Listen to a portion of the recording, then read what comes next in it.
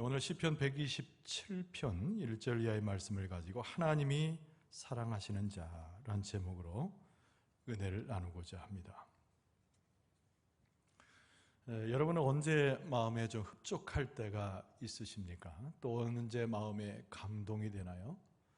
우리가 세상 가운데서 돈을 많이 벌 때든지 사람과의 관계에 문제가 있어서 해결될 때든지 우리가 그때 좀 희열을 느끼고 감동을 느낍니다만은, 그러나 믿음의 사람은 하나님 앞에 찬송을 드릴 때 마음 가운데 가장 큰 기쁨과 감동을 얻게 되죠.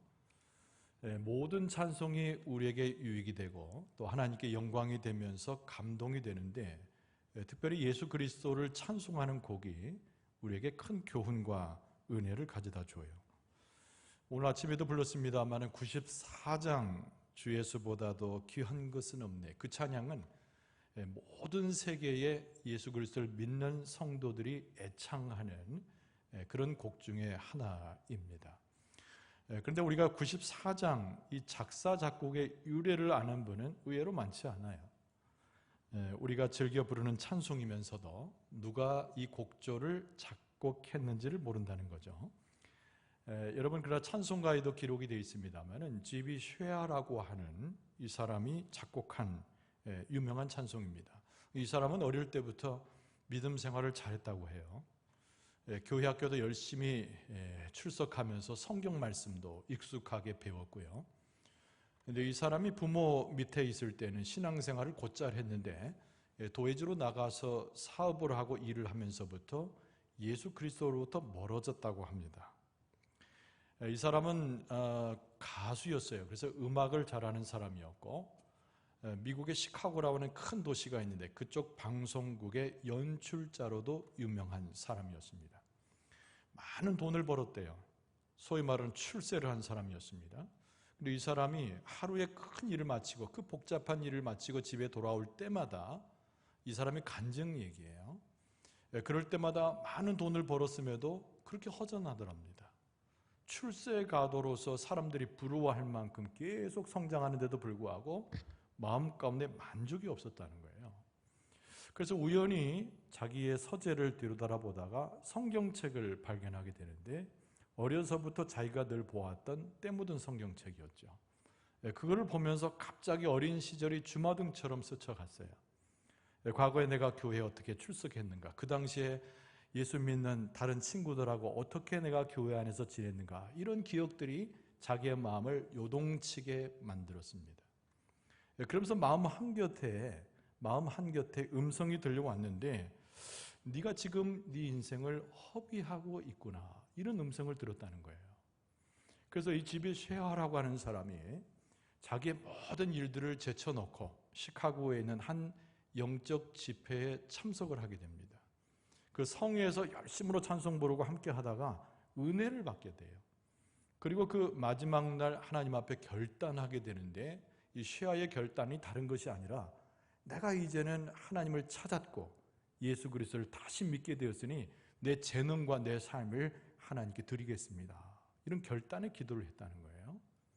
그래서 새롭게 변화되는 모습이었습니다. 새롭게 삶이 바뀌는 모습이었어요. 이 쉐아가 집으로 돌아왔어요.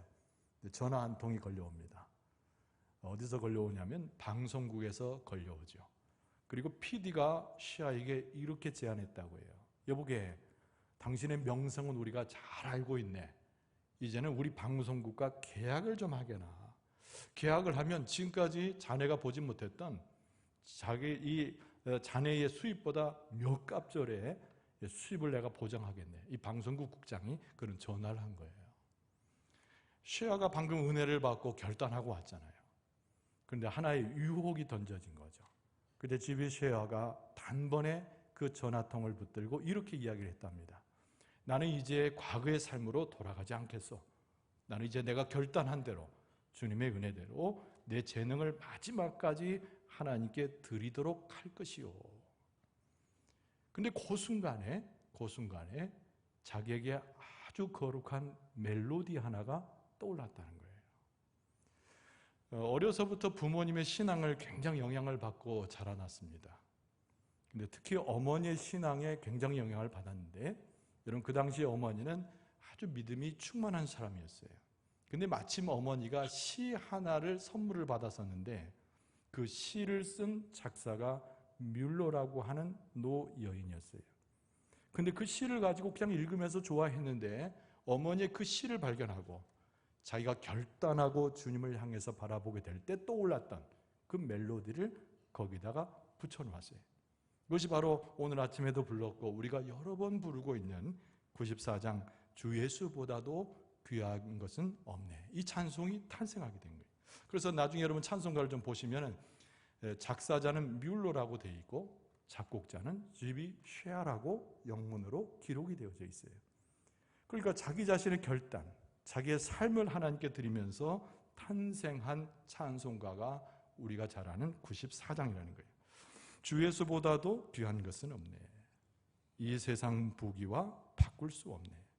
영죽을 내 대신 돌아가신 그 놀라운 사랑 잊지 못해.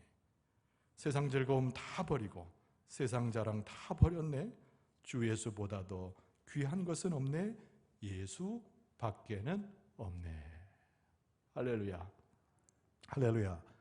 우리의 삶에 있어서 모든 것이 버려지고 없어져도 우리는 한 가지는 꼭 붙들 수 있어야 되는데 그것이 뭔가냐면 이 찬송에서 극히 올려드리고 있는 예수 그리스도, 우리의 보물처럼 그것을 우리가 붙들어야 됩니다. 이 찬송의 삶이라고 하는 것은 우리에게 능력을 주고 우리의 삶을 변화시키는 하나님의 은혜의 결정판이에요. 오늘 본문의 말씀은 시편 127편인데 이것은 찬송시입니다. 이스라엘 백성들이 하나님의 성전에 올라가면서 왕과 더불어 많은 백성들이 소위 말하는 순례자의 찬송을 부르는 것이 127편이에요. 순례자는 어떤 사람입니까? 하나님의 진리를 따라서 하나님의 영광을 따라서 이곳저곳으로 다니면서 예배의 행위를 하는 사람들이에요. 나그네와 다른 개념이죠. 그들이 성전 앞에 이르렀을 때 감동하면서 이스라엘 백성과 함께 성전에 올라가면서 불렀던 영광의 찬송, 그것이 바로 오늘 127편, 오늘 이 본문의 말씀이라는 거예요. 곡을 상실해서 우리는 알 수 없으나 이 가사의 이 시를 보면서 그때 당시에 이스라엘 백성들이 경험했을 만한 그 엄청난 영광과 감동을 우리 심령에서도 재현해 볼 수 있게 됩니다. 근데 이 시는요, 솔로몬의 시편이거든요. 여러분, 우리가 시편을 많이 보지만은 대부분이 다윗이 기록한 시편이 대부분이잖아요. 근데 솔로몬의 시가 시편이 시편 150편까지 내용의 두 곳에 등장합니다. 바로 72편과 오늘 본문의 말씀을 쓰고 있는 127편이 그래요. 그러니까 성전에 올라가는 노래, 우리가 잘 아는 대로 솔로몬 시대에 성전이 지어졌잖아요. 아마도 많은 사람들이 이야기합니다. 많은 시들이 나왔을 것이다. 많은 찬송시가 있었을 것이다. 근데 우리에게 전해지는 시편에 담겨진 시는 오늘 딱 두 편, 72편과 127편인데 오늘 이 본문의 말씀을 우리가 대하고 있는 거예요. 예배 의식이 중요한 것이 아니고 그들이 함께 올라갔던 사람이 몇 명인가가 중요한 것이 아니고 하나님에 대한 경외로움과 하나님에 대한 마음의 찬송의 마음을 가지고 하나님 앞에 갔던 이스라엘 백성들의 심령이 너무나 중요하다는 거예요. 여러분, 이 127편을 대하면서 아까 G.B. 쉐아 얘기도 했는데 하나님의 성전에 올라가면서 이 찬송을 부르고 감격했던 이스라엘 백성들의 그 영성과 그 은혜가 오늘 우리의 심령 가운데도 충만하게 될 줄로 믿습니다. 127편 중에 오늘 두 절을 골랐어요. 그들은 성전에 올라가면서 무엇을 그리고 무슨 신앙 고백을 했을까? 오늘 말씀을 간단히 좀 보고자 합니다. 첫 번째는 뭐냐면 모든 일에 있어서 기억해야 됩니다. 모든 일에 있어서 여호와께서 앞서서 이루시는 것을 보는 거예요. 이것은 대단한 고백입니다. 내가 이루는 것이 아니고 내가 하는 행위가 아니고 여호와께서 모든 것을 이루어 가신다는 거예요. 한번 따라서 합시다. 여호와께서 우리의 삶을 이끌어 가십니다. 오늘 이제 공동체를 모였으니까 개인으로 있을 때는 내 삶이겠지만 우리의 삶을 그렇게 고백하는 거예요. 근데 솔로몬의 시편의 내용을 보면 헛된다는 말이 강조되어 있습니다. 1, 2절에 헛되며 또 끝에 보면 헛되도다, 또 헛되도다. 마치 전도서의 1장을 보는 듯 하잖아요. 이 솔로몬의 시이기 때문에 우리가 감각적으로 연결되어질 수 있습니다. 하나님께서 모든 것을 역사하신다. 우리의 삶과 개인의 모든 영성의 생활은 하나님이 책임지신다. 이 전제하에 이 말씀을 들여다보니까 헛되다는 표현이 3번씩이나 등장하는 거예요. 여기서 솔로몬이 지혜로서 강조하는 것은 무엇인가? 우리의 삶의 힘, 내가 가지고 있는 지혜, 내가 누릴 수 있는 수많은 권력을 가지고 행하는 모든 것들은 헛되다는 거예요. 여러분 이미 마음 가운데 눈치채셨겠지만 우리의 삶의 노력과 힘이 얼마나 허무한 것인가를 이해하게 해주면서 하나님께서 주도하시는 우리의 삶을 강조하는 이 127편을 우리가 대할 수 있는 것이죠. 원본에 보면 헛되다 이 표현이 원래 뜻은 속이는 것이다, 그런 표현입니다. 속이는 것이다. 우리가 그런 것처럼 착각하게 만든다는 거예요. 우리가 그런 것처럼 오해하게 만드는 일이라는 거예요. 그래서 오늘 말씀을 기초로 해서 조금 더 더듬어서 이렇게 이야기하면, 집을 사람의 힘으로 세우는 일은 세우는 자의 수고가 속이는 것이다. 이렇게 재해석해 볼 수 있는 거예요. 하나의 집을 안전을 위해서 사람의 힘으로 성을 지키는 일은 파수꾼이 깨어 있어도 자신을 속이는 것이다. 집을 유지하기 위해서 사람이 많은 활동을 하는데 수고의 떡을 먹음이 스스로를 속이는 것이다. 우리 눈에 보이는 것들은 불야성과 같은 우리 주변의 광경이고, 우리가 체험하는 것은 사람의 능력처럼 보여요. 우리가 만나는 사람보다 굉장히 유력한 사람을 만나면 안심하는 것이 우리의 습성이기도 합니다. 그러나 솔로몬은 무엇을 이야기하냐면, 사람에 걸쳐져 있는 그 모든 것들은 헛된 것인데 우리를 결국은 속이는 거라는 거예요. 이 본문의 말씀을 대하면서 이 헛되다는 말에 걸려서 우리의 모든 것이 무익한 것인가? 솔로몬은 그것을 강조하고 있는 것이 아닙니다. 우리가 먹고 마시고 성을 지키고 생활하는 모든 것들은 유익한 것이지만 누가 계시지 않으면, 그렇죠, 여호와 하나님이 계시지 않으면 그 모든 것은 헛된 결과를 가져오는 것이라는 거예요. 하나님께서 집을 짓지 아니하시면 헛된 것이고, 하나님이 없이 성을 지키는 행위도 무가치한 것이고, 하나님 없이 인간적으로 쫄하고 수고하는 것은 열매를 거둘 수 없어서 그 자체가 우리를 속이는 거라는 거예요. 그래서 이스라엘 백성들이 하나님의 성전에 올라가면서 하나님을 축복을 그리면서 올라갈 때 우리 인생에 하나님이 없으면 얼마나 헛된 것이냐. 하나님이 세우지 아니하시고 하나님이 조성하지 않으시고 하나님이 간섭하지 않으면 우리의 모든 것들은 우리를 속이는 것인데 얼마나 허무맹랑하고 무의미한 것이냐. 이것이 찬송의 시가 돼서 하나님 앞에 막 올라가면서 이스라엘 백성들이 순례자의 노래를 부른다는 거예요. 그러니까 우리가 말씀 속에서 깨달은 것은 뭐죠? 어떤 일을 하든지, 여러분 이게 중요합니다. 어떤 일을 하든지 하나님의 도우심이 우리 가운데 있는 것을 고백해야 그것이 바로 하나님이 인정하는 믿음이라는 거예요. 여러분 우리가 사업을 하든 직장 생활을 하든 마치 그것이 신앙과 별개인 것으로 착각할 때가 많잖아요. 주일날 우리가 경건한 삶을 살고 월요일날은 세상에 돌아가서 그저 그렇게 생활하는 것처럼 우리는 익숙해 있어요. 그렇지 않다는 거예요, 성경은. 솔로몬은 그렇게 이야기하지 않고 있다는 거예요. 우리가 하는 모든 것이라고 그랬어요. 주일날 하나님 앞에 하나님의 전에 올라가는 것뿐만 아니라 월요일날 자기 생업으로 복귀해서 어떤 일을 하든지 그 모든 것 가운데 누구의 도우심과 역사가 있어야 된다? 여호와 하나님의 역사가 있어야 된다는 거예요. 여러분 자녀를 양육하는 것도 그렇습니다. 자녀를 위해서 애쓰는 것도, 우리의 삶에 모든 필요한 것을 가져올 때도 누가 계셔야 된다? 여호와 하나님의 도우심과 인도하심이 있어야 된다는 거예요. 무슨 일을 하든지 여호와 하나님이 집을 세우시고 여호와 하나님께서 성읍을 지키셔야 그것이 강건하며 그것이 하나님의 축복의 장소가 된다는 거예요. 오늘 예배 가운데 하나님이 오심으로 이것이 축복의 자리이듯이 여러분의 삶과 여러분의 일터와 자녀들과 함께하는 곳이 하나님의 도우심과 역사함이 있어서 그것이 하나님께서 찬송받으실 만한 축복의 장소가 되는 줄로 믿습니다. 이 고백이 굉장히 중요해요. 이 고백뿐만 아니라 찬송을 올려야 된다는 거예요. 근데 오늘 본문의 말씀은 희한하게 2절 말씀은 굉장히 흥미로운 구절의 말씀이 2절입니다. 하나님께서 사랑하시는 자, 어떤 사람인가? 평안한 잠을 잘 수 있는 사람이에요. 성경 그대로 나온 데 얘기를 하면 한번 따라서 할까요? 하나님이 제일 사랑하는 사람에게 편안한 잠을 주십니다. 이 말 선포하면 금방 주무시는 분이 있어요. 근데 그 원본에 나온 말씀도 너무 귀하지만 우리나라 국역성서가 굉장히 뛰어나요, 여러분. 너무 아름다운 말로 번역을 했어요. 너무나 깊은 영성 속에서 번역을 했어요. 여호와께서 그의 사랑하시는 자에게 잠을 주시는 듯다. 이 2절 말씀에 이게 무슨 뜻이지? 굉장히 흥미가 생기잖아요.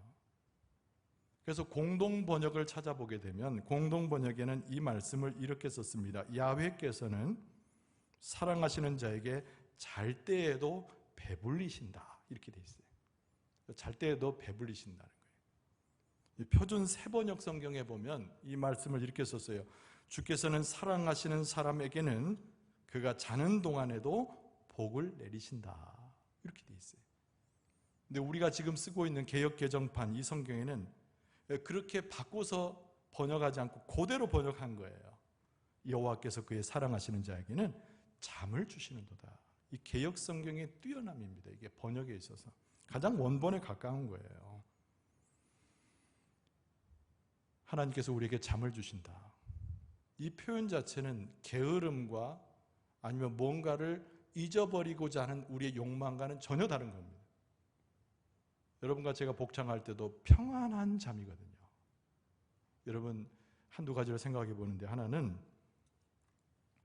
여호와께서 사랑하시는 자는 어떤 사람이냐? 하나님을 철저하게 경외하는 사람이에요. 이런 솔로몬의 시거든요, 오늘 본문의 말씀이. 근데 솔로몬은 잠언서에서 여호와를 경외한다는 말을 많이 사용했어요. 이 하나님 앞에서 지혜롭게 하나님의 뜻을 이해하고 하나님의 말씀 가운데 순종하는 사람을 가르쳐서 하나님을 경외하는 사람이라고 그랬어요. 그러니까 오늘 본문의 말씀에 등장하는 하나님이 정말 사랑하시고 관심을 두시고 아껴두는 사람은 하나님을 경외하는 사람이죠. 이 경외하는 사람의 특징은 무엇입니까? 하나님의 주권을 인정하는 것에서 그 경외가 시작되는 거예요. 하나님의 통치, 하나님이 내 삶을 이끌어 가시고 내 삶을 책임져 주신다는 하나님의 절대적 주권을 인정하는 믿음, 그것이 경외의 시작이에요. 경외란 말 자체는 두 가지 의미가 있는 걸 여러분이 아실 겁니다. 하나님을 첫째 공경하는 것, 두려워하는 것, 그것의 합성어인데 중요한 것은 하나님께서 나의 주권자가 되신다, 그걸 인정하는 거예요. 그리고 하나님 주신 말씀에 전적으로 순종하는 사람, 그런 사람들이 경외하는 사람인데 여호와께서 그를 사랑하신다는 거예요. 혹시 여러분들 가운데도 어제도 잠을 못 자고 그저께에도 불면의 밤을 지새우신 분이 혹시 있을지 모르겠어요. 현대인의 병 중의 병이 불면의 밤입니다. 저도 과거에 젊었을 때 고민 가운데 빠지면서 불면의 밤을 여러 밤을 지내봤던 경험이 있어요. 대체적으로 물어봅니다. 왜 잠을 못 주무십니까? 그러면 대개 일반적으로 많이 대답하는 이유는 걱정거리가 있어서 그렇다는 거예요. 근심거리가 있어서 그렇다는 거예요. 그게 생각과 마음에서 떠나지 않기 때문에 이 깊은 잠에 들어가지 못하고 불면의 밤을 며칠째 지낸다는 거예요. 여러분, 우리는 그것을 그러나 한 가지 기억할 것이 있습니다. 걱정, 근심과 하나님을 향해서 믿음을 갖는 것이 같이 병행될 수가 없는 거예요. 하나님을 믿노라고 하면서도 걱정하고 근심하는 것은 믿음과 배치되는 것입니다. 또 우리가 걱정, 근심에 쌓여서 우리의 삶을 살아가는 것은 있던 믿음마저도 약하게 하는 요인이 되는 거예요. 그래서 예수님께서 답답하여 고통당하는 사람들을 향해서 직접 말씀하신 구절이 있습니다. 마태복음 6장 27절에 보면 너희 중에 누가 염려함으로 그 키를 한 자라도 더할 수 있겠느냐. 예수님이 한탄하신 말씀이에요. 하나님의 것과 겸할 수 없는 재물 이외에 다른 것이 걱정, 근심이에요. 재물과 하나님을 겸하여 섬길 수 없다는 그 말씀은 너무 잘하는 글이고, 중요한 것은 걱정, 근심과 하나님을 믿는 믿음과 겸하여 있을 수 없는 거예요. 그러니까 하나님이 누구를 가장 사랑하느냐? 걱정, 근심 대신에 하나님을 전적으로 의지해서 하나님을 경외함으로 하나님의 말씀 앞에 엎드릴 수 있는 사람을 하나님이 사랑하시는 거예요. 그래서 이스라엘 백성들은 그들의 역사 가운데 개입하셨던 하나님을 기억합니다. 그들의 율법 가운데 주장하셔서 그 민족을 강하게 하셨던 하나님을 기억합니다. 그래서 순례자의 모습으로 하나님의 성전에 올라가면서 하나님을 찬송하는 거예요. 하나님을 경외하는 자에게, 하나님을 철저히 신뢰하는 자에게 하나님은 사랑을 베푸시는 분이시지요. 그리고 하나님을 외치면서 찬송하는 거예요. 여러분, 걱정, 근심 가운데 혹시 불면의 밤을 지내고 있다면 그것이 신앙과는 대치되는 것이고 하나님을 경외하는 자의 모습 속에서 벗어난 것이기 때문에 하나님을 철저히 신뢰하여서 하나님이 사랑하는 자가 되되 불면의 밤이 아니라 하나님이 주시는 평안한 밤을 잠을 자게 될 줄로 믿습니다. 그런데 이 개역성경이 아까 공동번역이나 표준세번역과 다르게 이렇게 직선적으로 번역을 했을까? 그냥 제 생각이에요. 진짜로 잠을 주시는가 보다. 그겁니다. 진짜로 잠을 주시는가 보다. 저는 영광중앙교회에서 설교 시간에 주무시는 분을 한 번도 본 적이 없어요. 그런데 영광 넘어 어디 가면 잘 주무시는 분이 있다는 소식을 들은 적이 있어요. 교회 오자마자 잡니다. 설교 시간에는 코를 고는 것만 조심하면서 주무셔요. 주무시는 분의 특징이 모습이 있잖아요. 설교를 하면 아멘, 고개가 한 90도로 밑으로 떠졌다가 아멘, 굉장히 은혜롭잖아요. 근데 어떤 분은 막 부정하는 분이 있어요. 아닙니다. 제일 심각한 건 뒤로 꺾어지는 분이에요. 흉내를 못 내겠어요. 막 그것도 꺽꺽 소리를 내면서 뒤로 꺾어져요. 근데 제가 보기에는요, 하나님께서 너무 사랑하셔서 그분에게 잠을 주셨기 때문에 말씀을 들으면서 주무시는 줄로 믿습니다. 아멘을 할까 말까. 은혜를 받아도 보통 받은 게 아니에요. 강하게 받은 거예요. 지금 육성으로 나가는데 마이크로 나가잖아요.